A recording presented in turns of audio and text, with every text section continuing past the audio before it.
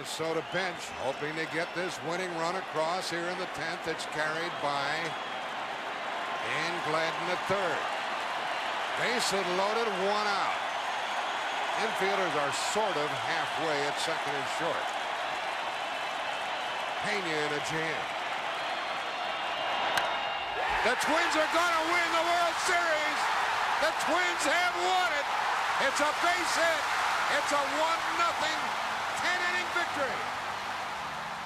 October 27th, 1991, Minnesota Twins pitcher Jack Morse just pitched a complete 10-inning game to seal the win for the Minnesota Twins to win the World Series against the Atlanta Braves.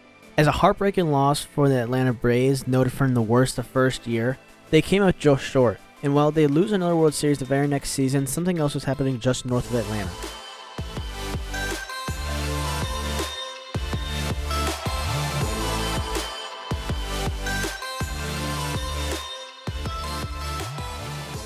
This is Greenville, South Carolina. Small town most people couldn't find on a map, became home to one of the most unlikely, most dominant teams the minor leagues have ever seen. The 1992 Greenville Braves weren't expected to be special. They weren't loaded with top prospects, they weren't built to break records, but something clicked, what follows the most statistically dominant seasons in minor league baseball history. Here's a graph that shows the 1992 Greenville Braves on a scale from career WAR and career games played.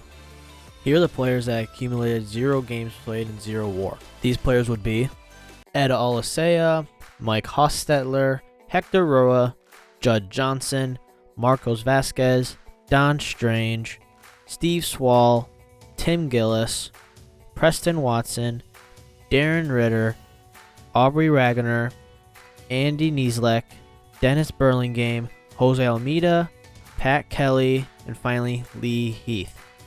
Now some of these guys might not have turned heads at the time, but take a guy like Aubrey Wagner. Wagner would have a career year while only appearing in 90 games. He would hit .270 with a .434 on base, ranking the highest among all position players. Also slugging .532, which would rank second on the team just behind another player we'll talk about in a little bit. He would also amass to have the best OPS on the team with a .966. Now Wagner was, if not the best player on this team, but another player that never made it on the pitching side had his career year.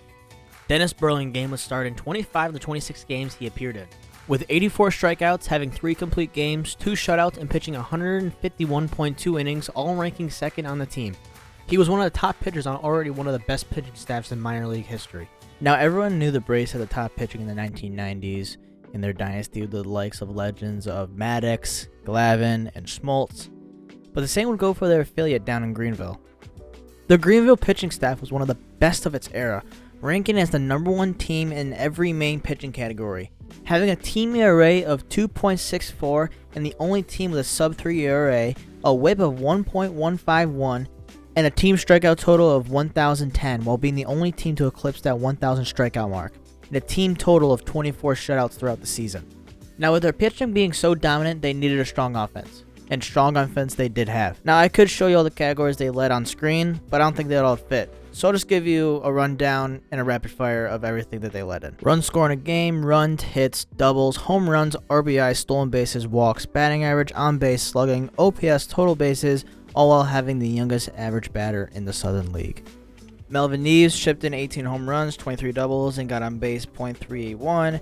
Mike Kelly swiped 22 bags and showed his flashes of brilliance.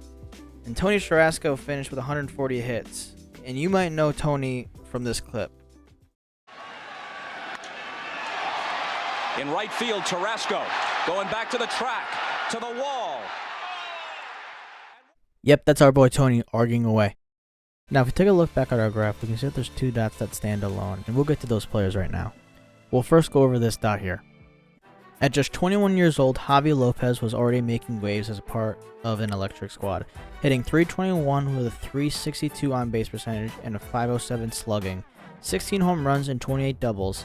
That same year, he played for the Southern League All-Star Game and went on to win the league MVP. Later in 1992, Lopez received the call to the big leagues, joining the Atlanta Braves for the remainder of the season.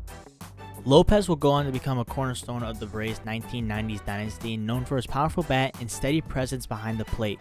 In 2003, he set the single-season home run record for catchers with 43, all while handling one of the most dominant pitching staffs in baseball history, Over his 12 seasons with Atlanta, Lopez compiled a 23.4 WAR, launched 214 home runs, the most by any catcher in Braves history, and posted a career slash line of 287 average, 337 on base, and a 502 slugging. His achievements earned him 3 All-Star selections and in 2014 a well-deserved induction to the Braves Hall of Fame.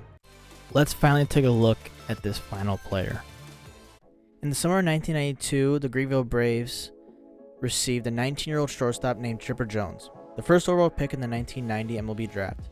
In the over 67 games with the G Braves, Chipper put his talents on full display, batting .346 with 9 home runs, 11 triples, and 17 doubles.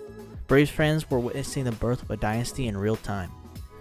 When Chipper officially took over as a starter in Atlanta in 1995, he immediately made an impact. He finished second in Rookie of the Year voting, placed in the top 20 for MVP, and helped lead the Braves to their first World Series title in over 35 years. Over his legendary career, Chipper would go on to win the National League MVP in 1999, earn 2 Silver Sluggers, and claim a batting title, and appear in 8 All-Star games. Spending all 19 seasons of his career in Atlanta, Chipper became one of the greatest switch hitters in baseball history. He finished with a .303 batting average, a .401 on base, and a .529 slugging percentage, 85.3 WAR, 2,726 hits, 468 home runs, and countless franchise records. In 2018, Chipper was inducted into the Baseball Hall of Fame, falling just 12 votes short of a unanimous selection.